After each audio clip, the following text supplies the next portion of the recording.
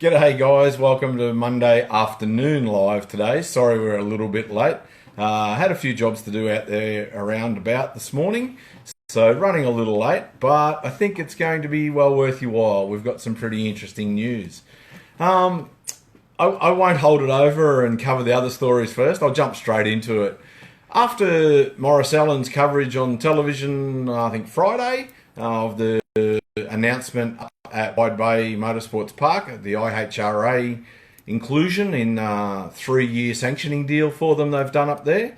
We did a little bit of digging at ADRP today in the ASIC files, and we can confirm that as of the 13th of the 9th, so about 10 days ago, IHRA Australia Proprietary Limited is a registered company in Australia.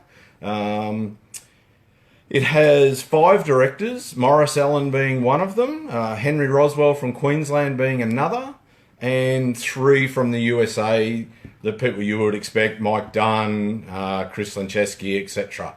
So it would appear as though that they have come through and confirmed that IHRA Australia Proprietary Limited does now exist, as I said, albeit over as of only the 13th of the 9th. And we will no doubt be waiting to see some announcements come out of there very shortly with regard to exact roles, office locations, telephone and contact numbers, so that you guys can get onto them direct and start to get some concerns addressed. I think there's been a few people worried with their license renewals at the moment, where it says insurance not void anywhere except North America. So that may be a question they will want to field for you. So that's pretty big. That's we've been waiting for this. We've been pushing for this to get some sort of tangibility to IHRA Australia, and now it would appear as though that's going to happen. Be very, very interesting to see how that goes. As I said, announcing offices, office bearers, etc., contact numbers. So there you go, guys. We were running a little late, but I think that's well worth the wait. It'll be very much a lot of people have been looking forward to this information one way or another, depending on which side of the fence you sit on. But at least now it's out there, and we've made it public to you now. It's been very secretive. We had the 26th of July, I think, was the press release that IRG, the parent company of IHRA America, came out and said that they would be setting up shop in Australia. They would have an Australian director, Australian office, etc. And as I said, confirming as the 13th of the 9th, there now is an IHRA Australia Proprietary Limited company registered in this country with 2 Australian directors and 3 Americans. So there you go. What else is happening? Obviously, Adelaide on the weekend, first meeting back under Peter Pisolides' guidance, test and tune. Fairly well supported by the look of it. We weren't over there. There wasn't a lot of social media coming out, so anyone who's online, I think Nick's checking the questions, so you could pop through a comment if you were there, tell us what you thought of the event, how it all went. I had some friends racing. They got 3 or 4 rounds of test and tune, so I think that was all pretty good. There were a couple of incidents, as there often is in drag racing, but everything seemed to go off okay. The new timing system was working. They had a few glitches with a few other things, but all things considered, it would appear as though Adelaide is back on the map and ready to go. We'll be interested to see how that goes. Sydney, of course, we had the IHRA round up there. Over 200 cars competing in an ANDRA sanctioned event at Sydney Dragway. Sadly, no crowd. Would have been great for the guys to be running in front of some people. There was some pretty cool door slammers testing. I think we had... Who did we have? We had the trade parts Holden Commodore of Maurice Fabietti, driven by Mark. Apparently, we saw some comments around Mark getting some food poisoning and sick, and them having to put the car away. So we did see Maurice then across with that gorgeous-looking L's Race Glides F-body, giving a bit of a hand there. Who else did we see? Rob Taylor up from Victoria. I think he was going to be doing some testing for Grudge Kings the following day, which of course was rained out. And the Mega Tilt car was there running 6.0s by the look of it from memory. Elfie had the wonderful Lamborghini supercharged Outlaw back out with a small inch Sainty, I think 498, I think he was saying, and a white version rather than a black version this time. So the car looks pretty fresh and pretty awesome. So, and a good friend of ours, the Speedflow guys, Sean, they had the altered out for the first time with the Hemi in it, and went 1-0, I think, to 60 feet. A bit of tyre shaking, bit of trouble, and then had a supercharger belt touch the plug leads, short it, causing a crossfire, and popped the burst panel out. So a little disappointing for Sean there, but I think a great start. The car did everything right other than that, and they were very happy with its performance.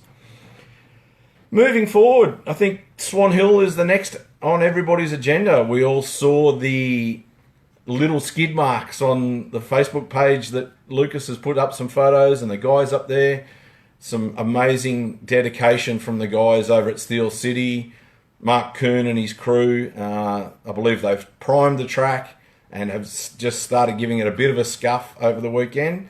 And we're going to try and get a hold of Lucas probably for Friday's live and get an update on how much prep's been done and how the track's looking for the October event. What else have we got? Speaking of the Swan Hill inaugural race, Wayne Talbot, supercharged outlaw racer, has thrown out a bit of trash talk on Facebook, calling out Craig Russo for a $500 3-round match race. At the moment, Wayne's entered in supercharged outlaws and Craig's entered in exhibition. So ADRP would love to see Wayne step out of there, step into exhibition, drive it out the back door, mate, and see if we can get side-by-side 5-second funny car passes at Swan Hill's first meeting. I know they're both looking to run in that sort of number. I think Craig's gone 4.0 or under to half track, so that's looking good for a 5 for him. Wayne, you've got the new PSI on it, so step on it and step it up, son. So, Craig, are you going to take the bait? $500. I'm not sure whether, Mr. Talbot's putting the cash up or he's just got his mouth flapping. You want to check with him and see how that goes, but we would either way, whether it's for money or for a bit of fun, we'd love to see it. And if it does happen and Wayne doesn't come up with the money, ADRP may come up with a prize for the winner of a 3-round match race of those 2 awesome funny cars. What else do we have? That's about it, I think, guys. Again, the breaking news was obviously the IHRA Australia deal, and we will no doubt look forward to seeing what happens with the office soon. Springmount, of course. I've forgotten Springmount. Thank you, Nicole. Springmount Raceway on the 1st of October. Going to October 1, that's correct? I think it is. Is going to have their inaugural 400 Thunder Pro Stock car and Pro Stock bike round. 5 cars looking like confirmed at this stage and 5 bikes, I think, from memory. The Door Slammer exhibition has unfortunately taken a little bit of a turn to left field. We were obviously all very excited initially that Victor and Ben were going to make some passes. They've had some business relations come up, I think. They were having to head to America, if my memory serves me correctly. And they were going to be replaced with a 4-car field. Stewie Bishop. Who else? I'm having a mental blank. We had Bill Goonan. We had the awesome Nomad 57 Chevy of DBS Blasting. And the Wild Willies. We can confirm that at this stage there will only be the 2 cars, being the Wild Willies and the DBS Blasting's 57 Nomad, as Stewie Bishop family commitments, I believe, is what's kept him away, and Bill Goonan confirmed with us last night that he won't be making the journey either. So be interesting to see whether something comes out on Springmount, on 400 Thunder, as to what's happening with those cars pulling out, and whether or not we're going to get some replacements for the crowd to put on a big show there at their opening round. All right, guys, that was open with a bombshell and close with a bombshell. We'll see how the feedback goes with that. Let us know what your thoughts are, and hopefully we'll bring you some more exciting information about Swan Hill on Friday and we'll all keep an eye out for what's going to happen with IHRA Australia Proprietary Limited. Maybe some information this week.